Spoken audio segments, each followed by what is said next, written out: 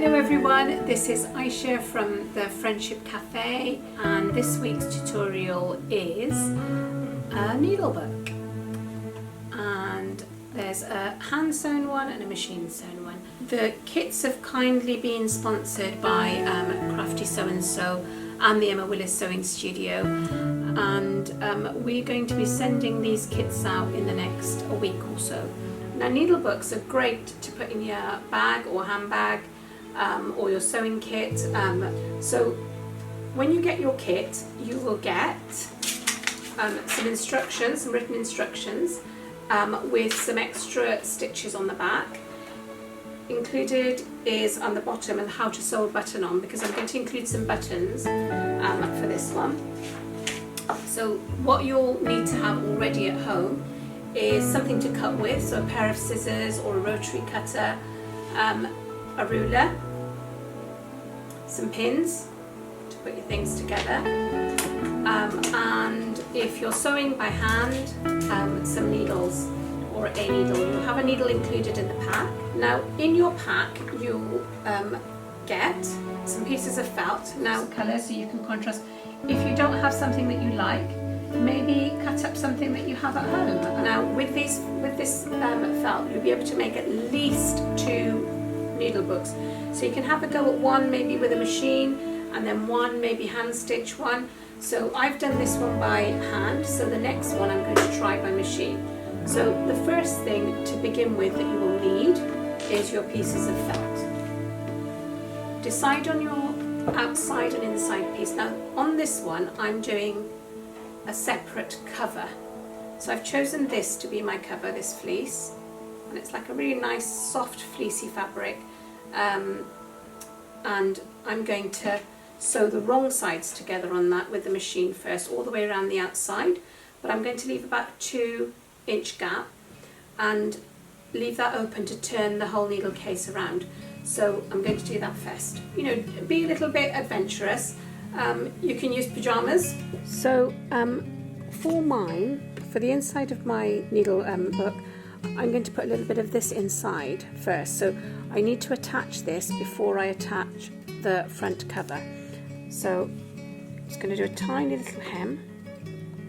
It's about 1/4 inch and 1/4 inch, and you can either finger crease it or iron it, whichever's easiest for you.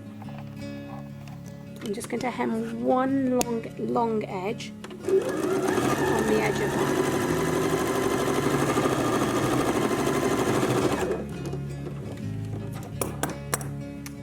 Now you need to make sure that when you sew this, you place your piece of fabric that you want to go on the inside book that way around, and then your outer fleece and your tab. I'm going to add a tab to this one, and I'll probably add a piece of Velcro or something on there. So I'm going to add this in, so the right side facing the right side. If it helps, pin it in place, and you don't need to hem the bottom end of the fabric on the inside, just to hold it in place while you work. I'm going to start about 3 inches from the end of this side. So that's where I've got my blue, and I'm starting on the opposite side.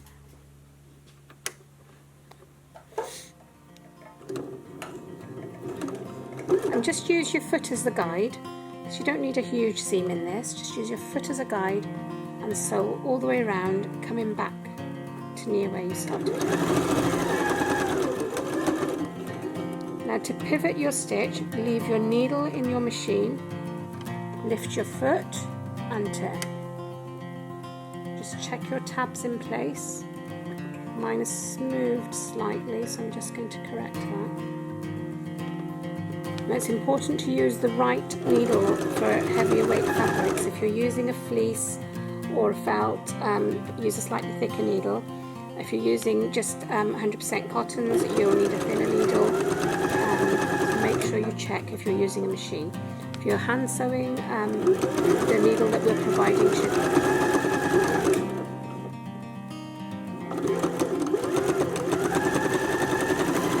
be careful that you don't cut any pins in your sewing. Now when we end, we're going to leave about a 2-inch gap to turn the needle case inside out. Just reverse stitch to finish. So once you've sewn around all 4 sides and left your 2-inch gap, you can trim the edges off. Because it's quite a thick material, I would suggest that you just trim some of the edges down. Now the measurements on the piece of paper are a guide, but we've included 4 pieces so you can make a couple of needle books. Don't worry about the measurements on the instructions. If you're making them again, you'll have those instructions to hand so you can remake more. I'm just trimming them right down to reduce the bulk. Now this bit is the tricky bit and the bit that you have to be really careful with. What I want you to do is I want you to trim the corners. So you won't need to do this with the handmade one because you're just stitching the fabric and attaching it to your fleece, your felt. But with this one, we're turning it inside out, so you will need to do this to this one. You need to trim the corners, but do not trim the stitching. Just be very, very careful when you're trimming these down. Do all 4 corners, don't trim the stitching. Then the opening that we left, we're just going to use our fingers, poke your finger through, turn the corner out, and do that to all 4 corners.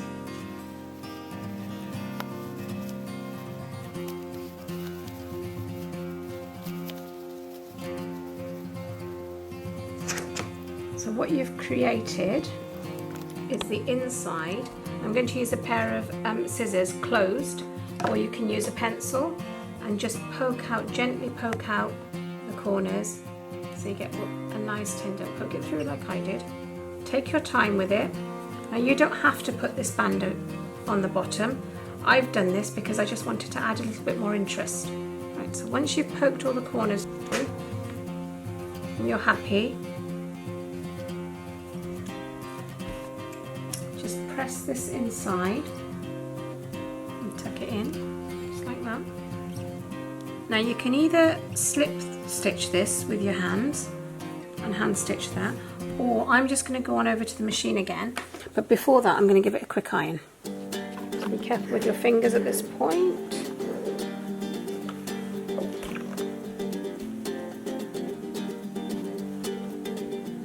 Right, so I'm going to start on the edge there, and I'm going to use my foot as the guide again, and while I do the edge stitch all the way around, I'll shut this down as well. So I've tucked the seam allowance inside.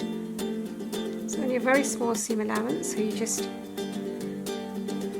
tuck it in into edge stitch all the way around. So I'm just using the foot as a guide, and I'm going to sew all the way around my needle case, being careful to straighten the edges as I go along. Don't forget to stop with the needle in, pivot again.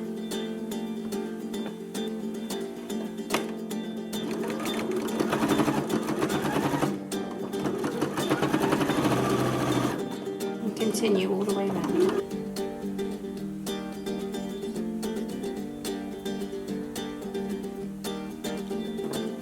Come to the end and just do a couple of back stitches, finishing off. So you've created a cover and you've created 1 pocket in your needle book. So it's really handy to put things in. What I want to do now is to add my page of my book. I'm going to use that one inside there. Actually, that looks quite nice. So you can have it as 1 page, or you can add another page, and I fancy adding another page on this one. So I'm just going to straighten the edges of that first.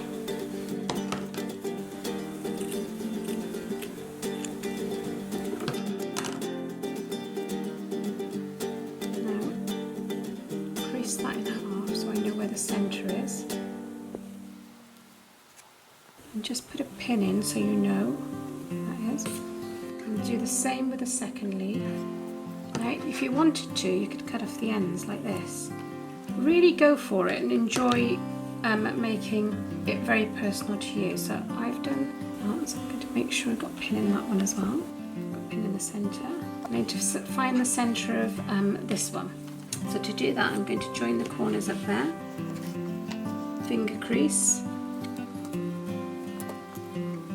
join the pins up, down a bit, your next layer, and do the same with that one.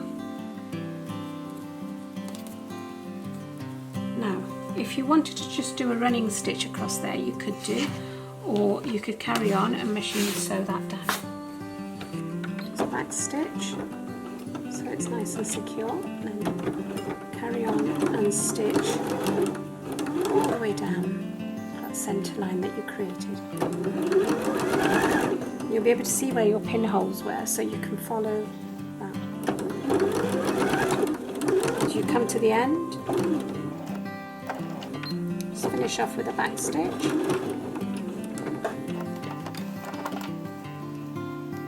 Trim off your threads.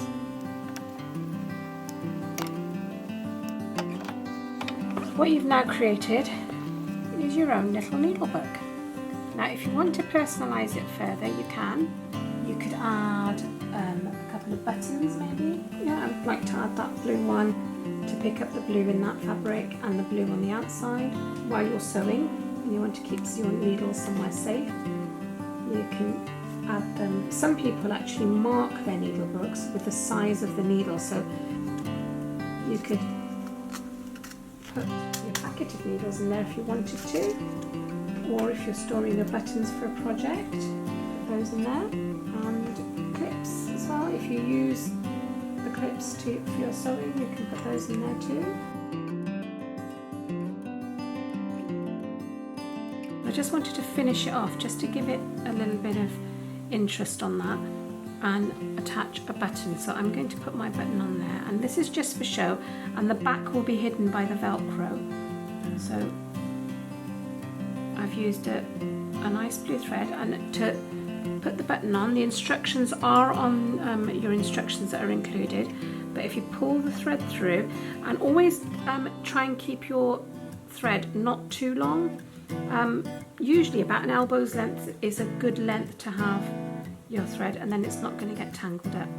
Now the way I'm going to attach my button is I've pulled through, I'm going to poke through that one, so crisscross, so literally go in this side, come back through, and keep going over, keep doing the same thing, maybe about 4 times.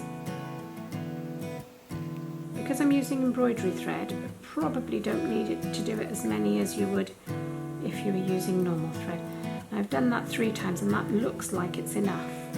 So now I'm going to do the other side. And because my button's actually not going to be used, it's more for decoration. Perfect, so it's the second time. Just pull it through. And the third time. And this is what it looks like on the back. And I'm just going to finish off by putting my needle through one of the stitches, going through, pulling it through there, tying a knot on the end so it doesn't come undone, and the Velcro will cover those stitches at the back. Thread, and you've got nice, and I think you'll agree that it just finishes it nicely. But you know, you do what you feel comfortable with and what you're happy to try.